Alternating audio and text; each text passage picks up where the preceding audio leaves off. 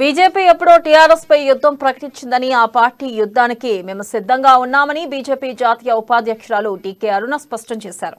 ముఖ్యమంత్రి కూతుర్ని బీజేపీ ఆహ్వానించింది అనడం ఆయన చిల్లర రాజకీయాలకు పరాకాష్ట అని ఆమె ఫైర్ అయ్యారు. అవినీతి పరులను బీజేపీ ఆహ్వానించే పరిస్థితిలో లేదని డీకే అరుణ చెప్పారు. ఫామ్ హౌస్ ఎమ్మెల్యేలు బయటకు వస్తే ఎక్కడ బండారో బయట పెడతారనే భయంతోనే తన వద్దనే నలుగురు ఎమ్మెల్యేలను కేసీఆర్ పెట్టుకున్నారని విమర్శించారు. టీఆర్ఎస్ పార్టీని ఓడించేది లక్ష్యంగా భారతీయ జనతా పార్టీ తెలంగాణ రాష్ట్రంలో మీ అవినీతిని, మీ అసమర్థ పాలనను, ప్రజలకు ఇచ్చినటువంటి హామీలను మోసం చేసిన తీరును ఎండగడతా ఉంది. మొన్నటికి మొన్న మునుగోడులో కూడా మీకు ముచ్చమటలు పట్టించింది.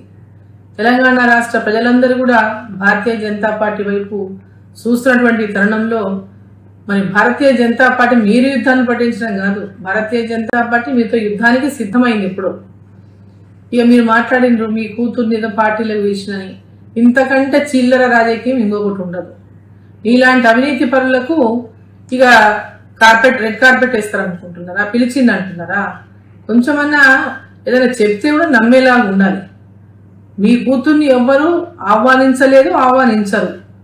మీలాంటి అవినీతి కుటుంబం నుంచి భారతీయ జనతా పార్టీలోకి రావాలని ఆహ్వానించాలని కూడా ఇది ఎవరికి ఆలోచనలు లేనటువంటి దీన్ని మీరు చెప్పుకుంటున్నారంటే మీరంతకు మిమ్మల్ని ఇది చేసుకోవడానికి మీరు చెప్పుకుంటున్నారు తప్ప మిమ్మల్ని మీరు మోసం చేసుకోవడమే అవుతుంది ఆ మాటలు చెప్పి. ఇంకొకటి, ఇంకా ఎన్నికలు సరే 10 నెలలు 12 నెలలు లేదా 1 year ఉంది ఆల్మోస్ట్, అంటే 10 months అనుకోండి. 2 నెలలు 3 నెలల నుంచి ముందు వస్తుంది కానీ ప్రిపరేషన్ స్టార్ట్ అవుతుంది. కాబట్టి ఎన్నికలు ఎప్పుడు వచ్చినా భారతీయ జనతా పార్టీ సిద్ధంగా ఉంది ఎదుర్కోవడానికి. ఇది తెలంగాణ రాష్ట్రంలో ప్రజలు